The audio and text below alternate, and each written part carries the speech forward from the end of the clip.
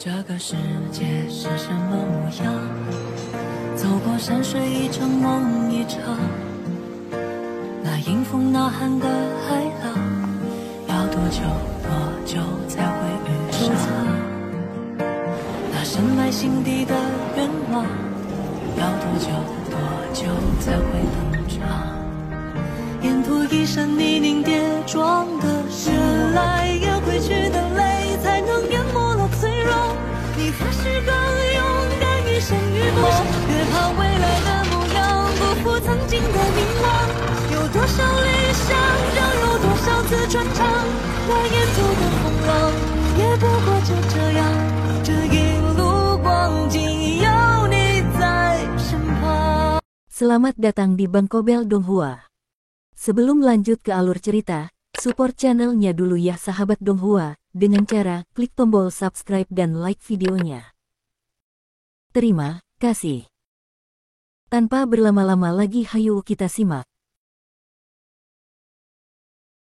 Soul Land 2 Chapter 2.2 Chapter 2.2 Skydream Ichewom. Kekuatan cincin jiwa didasarkan pada berapa tahun yang telah dibiarkan oleh binatang buas itu. Semakin baik cincin jiwa, semakin kuat keterampilan yang diberikannya pada seorang guru jiwa. Cincin jiwa putih adalah cincin yang dibentuk oleh 10 tahun jiwa binatang buas. Semua binatang buas jiwa yang telah dibudidayakan antara 10 dan 100 tahun akan menghasilkan cincin jiwa berwarna putih ketika mereka dibunuh. Babon yang untungnya berhasil dibunuh oleh Huo Yuhao tidak diragukan lagi adalah binatang jiwa 10 tahun, dan cincin jiwa 10 tahun juga jelas muncul di depan Huo Yuhao. Sayangnya, cincin jiwa itu bukan cincin yang bisa ia serap.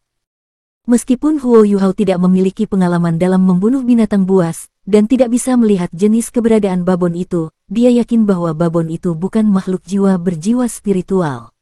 Oleh karena itu, cincin jiwanya bahkan lebih cocok untuknya. Dia ingin memeriksa kondisi babon, tetapi gelombang rasa sakit dan sakit membanjiri tubuhnya ketika dia akan berdiri. Kegugupannya yang berlebihan dari sebelumnya menyebabkan dia tidak dapat menggunakan kekuatan apapun sekarang. Dikombinasikan dengan rasa sakit dari pundaknya, pengerahan tenaga menyebabkan dia mengeluarkan erangan yang teredam, dan hampir membuatnya pingsan. Dia baru 11 tahun. Tekad dalam hatinya bahkan sedikit goyah, setelah pertempuran yang baru saja dia alami. Jumlah binatang jiwa berjenis spiritual yang ada sangat sedikit, namun ia hampir terbunuh oleh binatang jiwa pertama yang ia temui.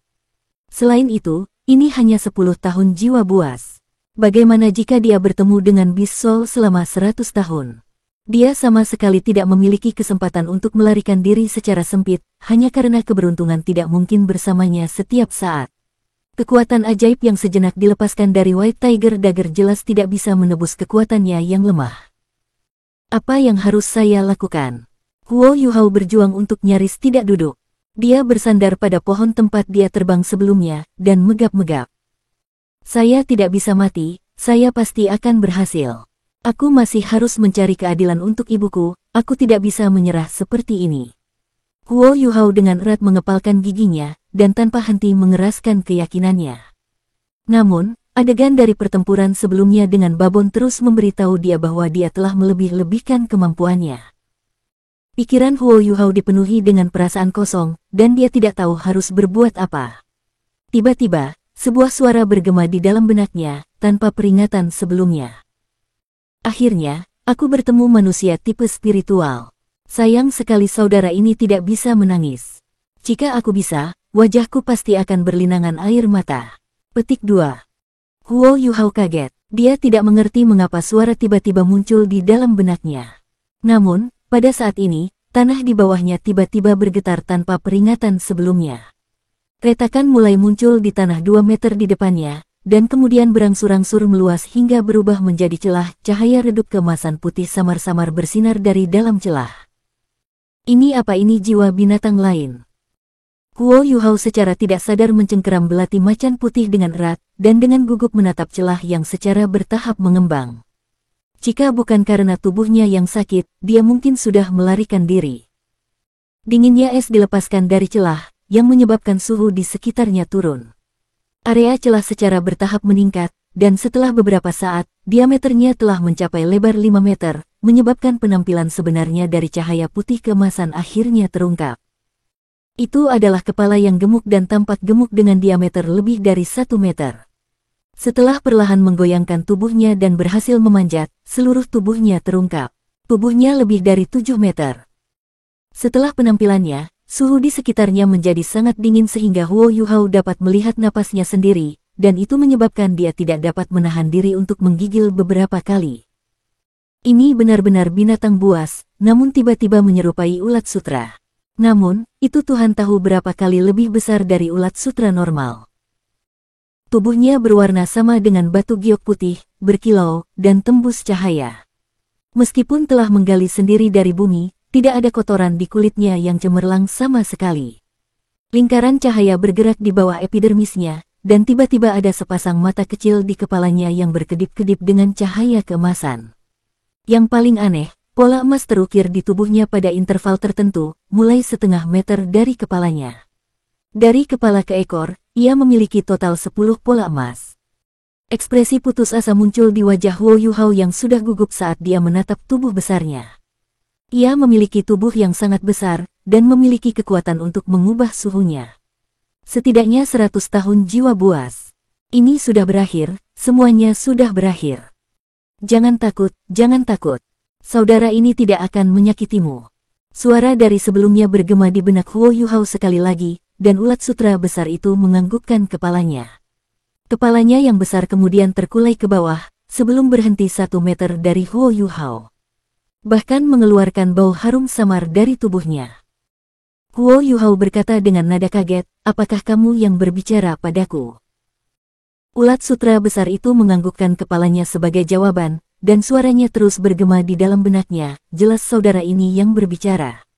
Apakah Anda terpikat oleh tubuh saya yang cantik? Petik 2. Setelah menyadari bahwa ulat sutra besar tidak memiliki niat jahat, perasaan hati tegang Huo Yuhao sedikit santai. Apa yang ingin kamu lakukan?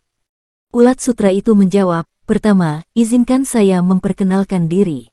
Saya adalah perwujudan dari kepahlawanan dan kesatria. Seorang raja-raja di antara binatang buas, yang sama-sama pintar dan tampan. Saya seorang ahli absolut, orang yang telah berkultivasi selama 1.000.000 tahun.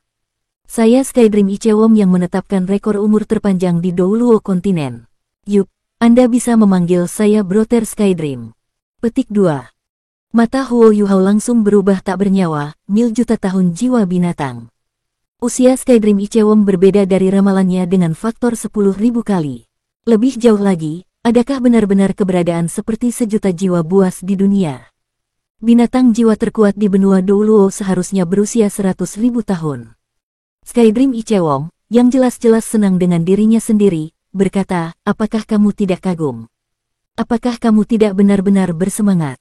Kamu adalah manusia pertama yang melihat sosokku yang maha kuasa. Petik 2.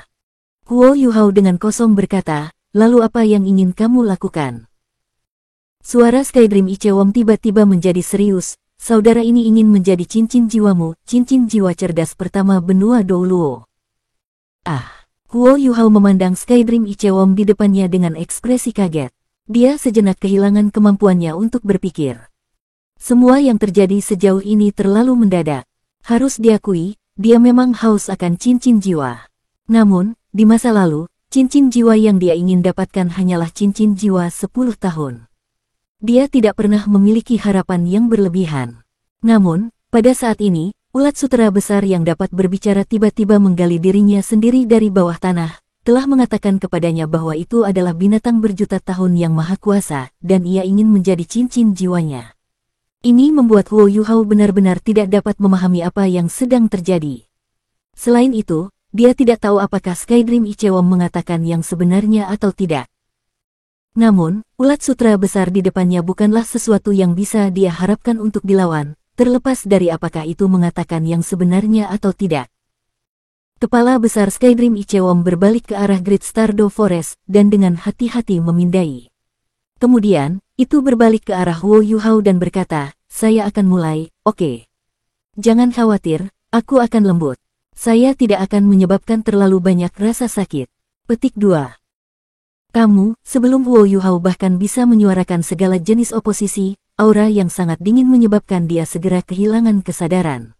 Dia hanya bisa samar-samar melihat benda putih bergerak ke arahnya. Pada saat berikutnya, semua pikirannya memudar.